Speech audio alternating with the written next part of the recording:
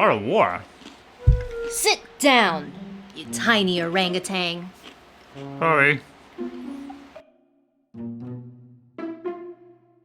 Alright, soldiers, this is Art of War Tactical Training, developed by General Sun Tzu. This is a summary of the summary because we don't have time in the military to read a whole book. Now, let's debrief, you hairy sloths. I'm sorry, I thought this was Eat, Read, Sleep's class on art of development and relationships. We are here to survive, soldier!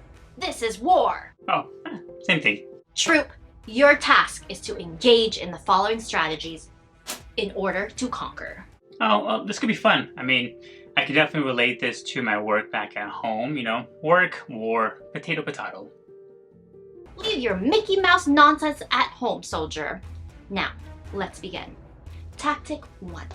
Considerations and estimations for war. Conflict is inescapable. It is the only way for construction or destruction. Anyone in charge must understand the need for conflict. Oh, so if there's no conflict, internal, external, then there can be no self-growth.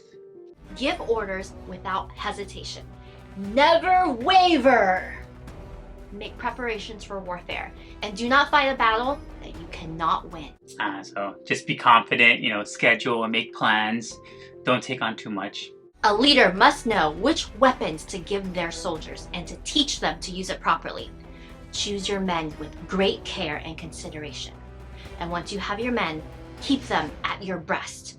Nurture them, care for them, praise them without playing favorites. Reward them fairly. And remember to never betray your men, regardless of your anger at their mistakes. They must know you will die in battle with them. They will not fail you under these conditions. Hire trustworthy people. Give them resources with the proper training. Give them equality, respect, recognition, and honesty. They will be loyal when they know you truly care for them beyond the job. You must ask yourself these questions. Do you know why you fight? Do you have a proper plan to fight? And are you able to stand alone and make decisions to fight? Do you have control over those who wish to take over your command? And can you do what is right, irrespective of the feelings of others? And finally, are you ready to face what will come next when you win? What will you do with your enemy's men? So do you know your purpose? Is there a well thought out plan or roadmap for teams to follow? Do you have people you are developing and mentoring? Clear is kind, nice is not. How do you celebrate success and recognize everyone has played a role? What does progress really look like? And before going into the field, a warlord must make sure that his own house is protected. Prioritize your people over your product. But remember that it is always best to let the enemy kill himself. Don't be a narc. Tactic 2. Preparations for war. Supplies, the mobility of it, and the rationing of it. This includes food, weapons, and money. Resources, training, and fair pay and benefits. If going to battle will require 500 men, you must have 1,000 men at your disposal. They must all travel together and understand the necessity of completing the maneuver in one burst. No, overhire so your people don't work too much, you know. Everyone has to be aligned and working together for any job to be completely successful. During battle, you will require taking from local peasants and merchants to replenish your troops. Give the locals reason to be on your side and maintain their goodwill by giving them extra payment and not taking everything they have.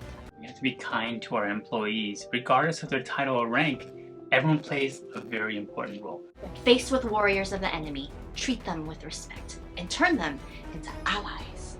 It does not matter that they have fallen. Perhaps their leaders were not as good or did not plan adequately. Perhaps their leader demanded too much of them.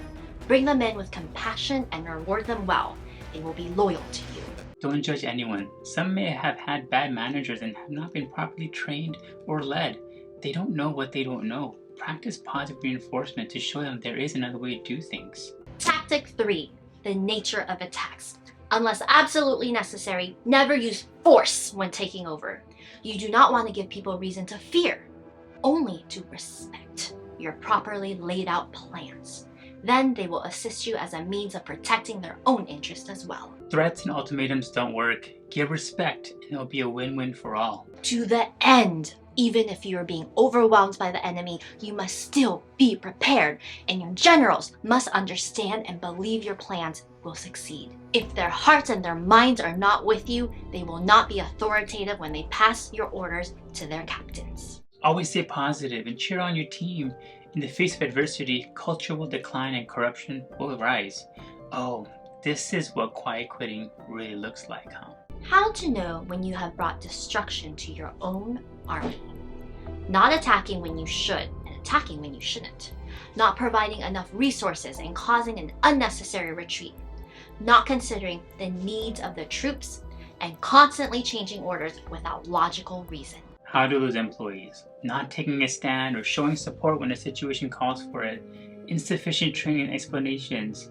Not creating psychological safety for a team to rise to their concerns. And instability of rollouts, updates, alignments, and structure.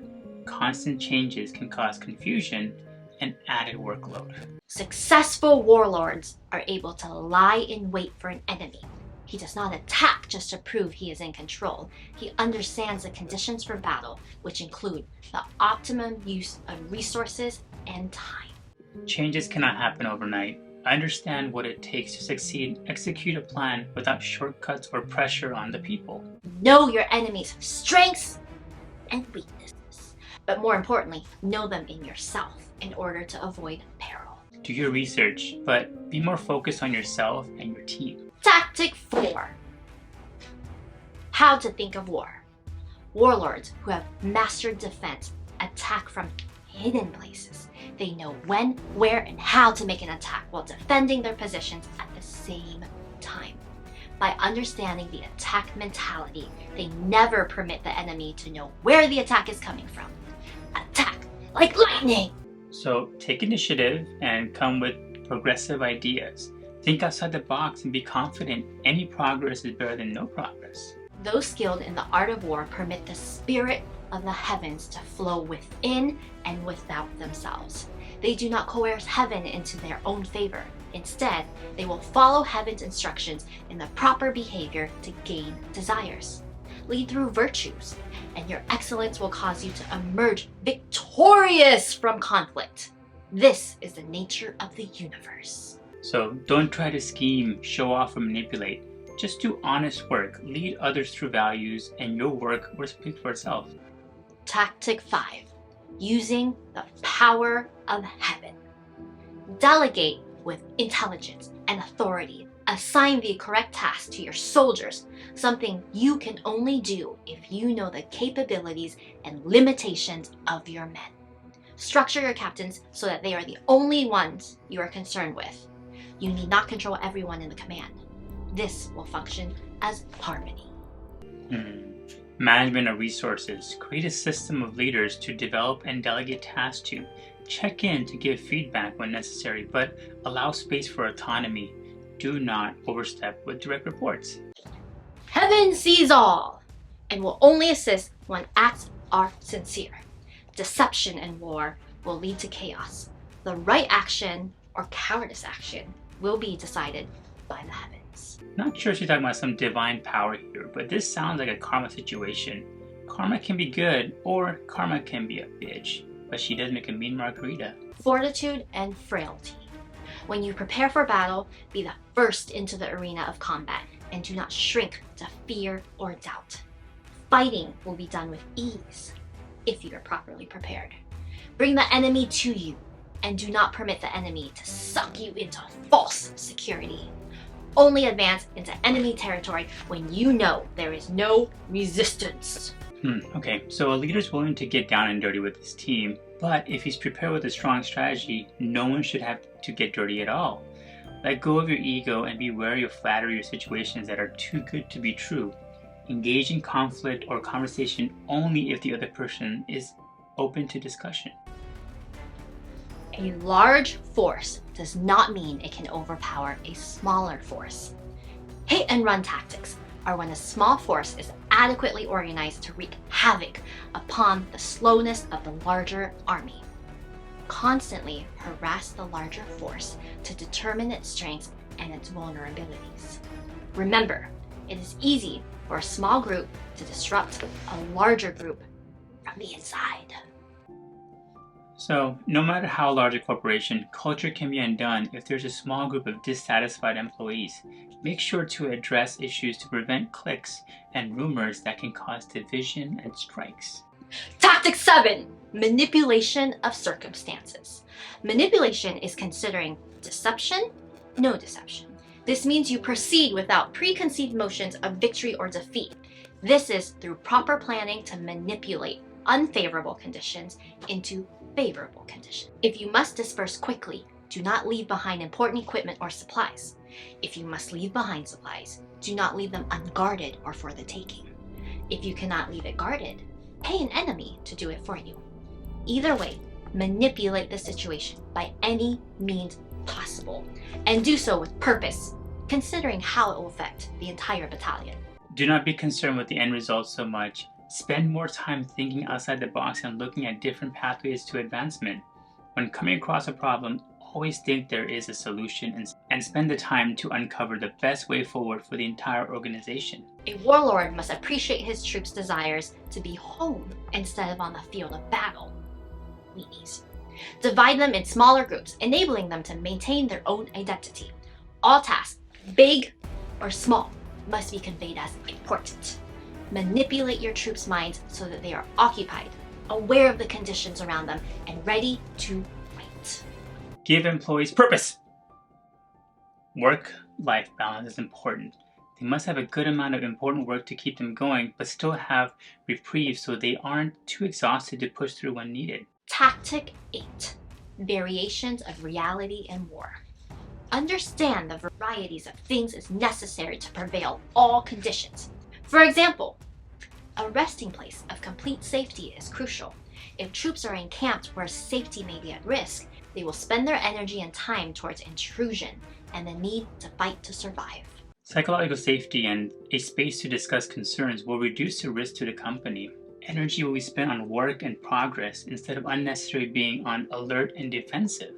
Other variations to take into consideration are disobeying the commands of a ruler for a just cause, and only for a just cause. Realizing the quickest route may not always be the shortest, and confusing the enemies with gifts and attention. Yeah, sometimes you just gotta go against the grain and do what's right. Tactic 9. The virtue of changing positions. It is inevitable to have change in the military. Be ready for this to happen many times and be able to change your functions accordingly. Enemies will also change positions, earnestly or deceptively. Be alert. Be resilient to changes. Change is the only constant. Tactic 10. Control and maintenance of territory. There are 6 types of terrain. Here. And you must learn to manage all of them, making sure to negotiate effectively in any circumstance, and make sure you have the right troops for the right territory you will enter. It is foolish to know the land, but not know the men. Make sure you look after your men's best interests, and that they are assigned specific tasks so they know what is expected of them and why they were sent there. There are a lot of personalities and perspectives. Know what you're getting into before it's too late to back out.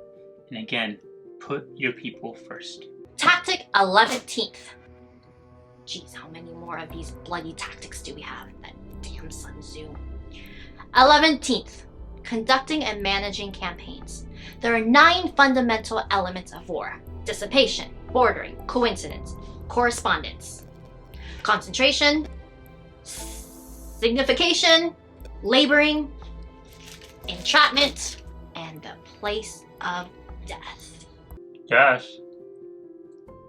Tactic 12. Fierceness in combat. Be fierce in all that you do. Have supplies on hand. Know the right timing, what type of fighting is required, and do not hesitate. Seize the day. Final tactic. Spies and traitors. It's important to have information from all sides. Information is resource. If you do not use them wisely, you are wasting advantages given to you. Useful information prevents unnecessary costs in more ways than one. Here are the 5 types of spies that you can employ. Foreign, they come from the enemy country, usually a displaced citizen.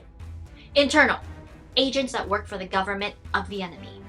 Counter agents, internal spies who have been found out, so they act with treason to save their lives. Double spies. Extraneous, untrustworthy spies that we feed false information to leak to the enemy. And vital, natural citizens that devote their lives to foreign countries and return with information. Hearing what goes around you is important. Soliciting feedback, encouraging healthy conflict, and having open door policy will give you first-hand awareness of information you need to prioritize. Leverage all title roles regardless of how insignificant the information may seem. And there you have it, the summary of the art of war.